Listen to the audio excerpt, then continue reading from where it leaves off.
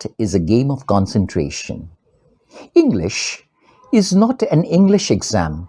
What do they call it? They call it verbal ability. Now, why would they call it verbal ability?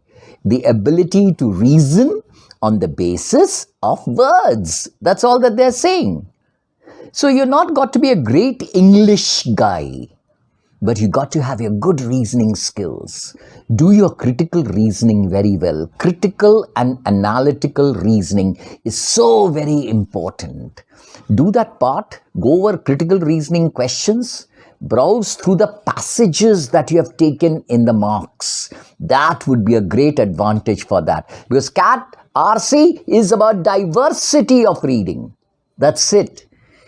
And go over the strategies of jumbled sentence and odd sentence out again.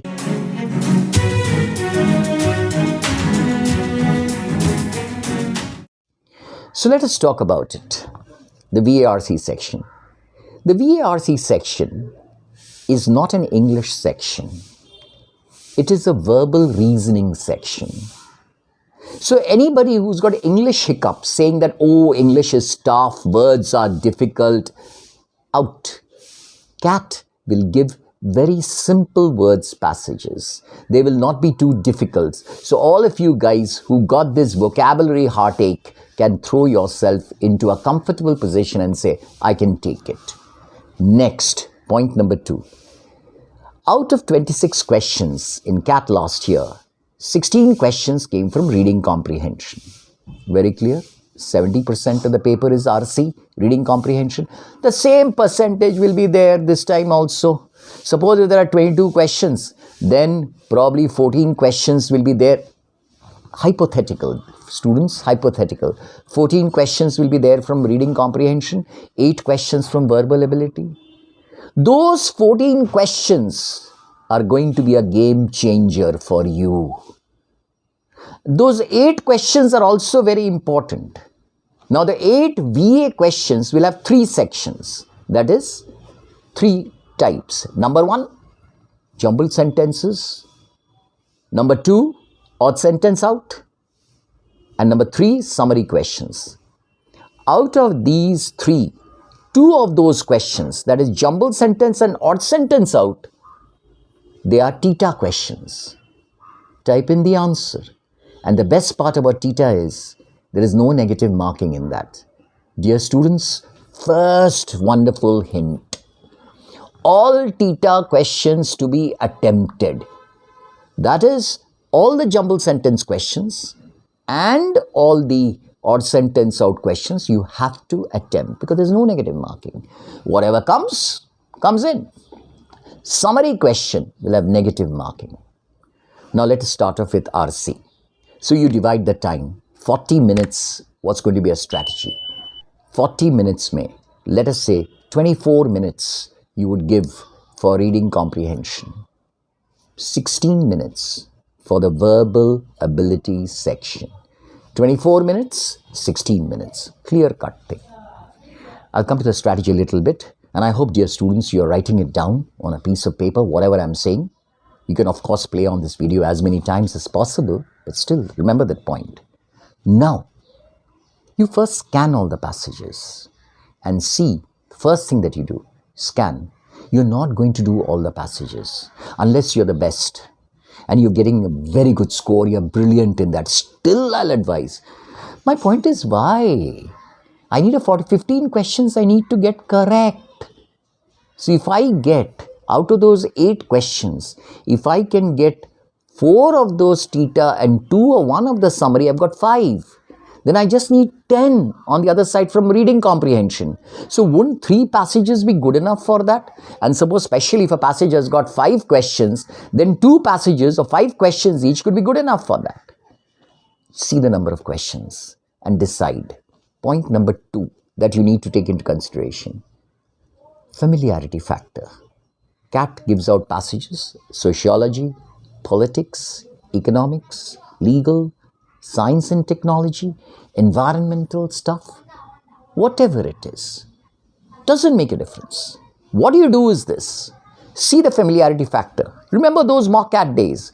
I was very good in environment thing. I was very good in the sociology passages. Psychology was something I loved to do those passages. Familiarity breeds speed. When you'll be reading, you will feel comfortable. Now, when you're reading, I know, dear students, you're taking coaching, either you're self-study student or you've taken coaching and your teachers would have told you the best of strategy. My simple factor is, from experience, what I've told my students and what has given results is a simple factor. Read the passage. Once you've selected 3 passages, we're going to spend 7 to 8 minutes per passage. Got it? 7 to 8 minutes. If you're a very weak student, you're going to do only 2 passages and you're going to spend 12 minutes per passage. You'll get your 85 percentile, man, very easily. And don't panic. Under no consideration should you panic with. So, what should be the strategy when you're reading the passage? Read. The passage is broken into paragraphs. They're not very lengthy, 600, 700 words. That's a max that is there. Go through it quickly. Every paragraph, there's a white sheet next to you.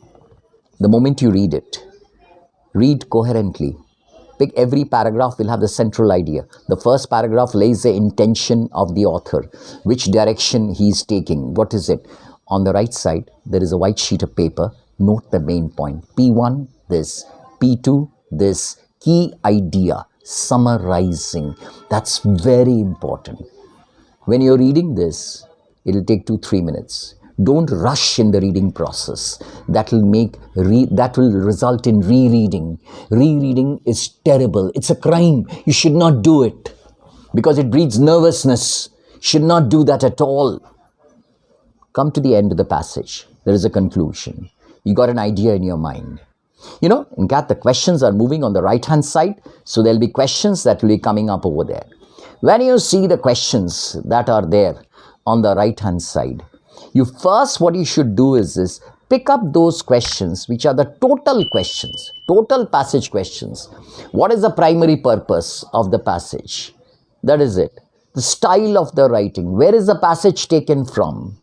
Who do you think the author is? These are the style, the tone, the primary purpose. These are all total passage questions. So obviously if you've read the passage, it would be easier for you because it's fresh in your mind, the passage in its entirety, and then you can answer that question very well because you already know it. The very simple strategy. You've already got an idea.